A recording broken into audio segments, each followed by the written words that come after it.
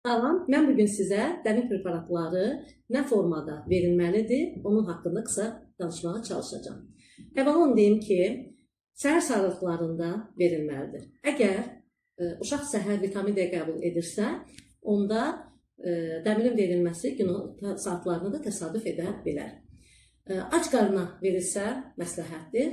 Ancaq təəssüflər olsun ki, bəzi uşaqlarda, elə böyüklərdə də dəmir preparatları mədə-bağırsaq traktı tərəfindən ürək bulanma, qusma, ishal kimi diskomfort hisslərlə özünü göstərir. Belə olan halda da ya yeməkdən dərhal sonra və ya yemək zamanı da vermək olar. Əgər gün ərzində zərurət olarsa, vitamin D, kalsium və sink preparatları da verilirsə, onda həmin preparatların arasında vaxt məsafəsi yaxşı olar ki, minimum 4 saat və onun üzərində olsun.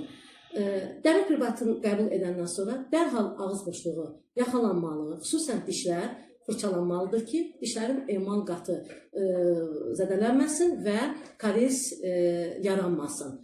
4 ayından bütün sağlam, vaxtında doğulmuş uşaqlara dəmir preparatları verilməlidir ki, dəmir defisitli anemiyanın qarşısı alınsın. Çünki ana südünün tərkibində olan dəmirin miqdarı yalnız uşağın ehtiyaclarını 4 ayına qədər ödəyir.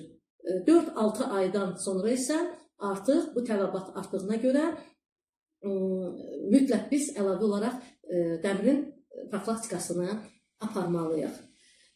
Valideynlər tərəfindən verilən suallardan biri də odur ki, əgər uşaqda talassemiya daşıyıcılığı var, dəmirin profilaktikası aparılmalıdır, yoxsa yox? Dəmir defisitli anemiyanın profilaktikası yenə də 4 ayından sonra aparılmalıdır.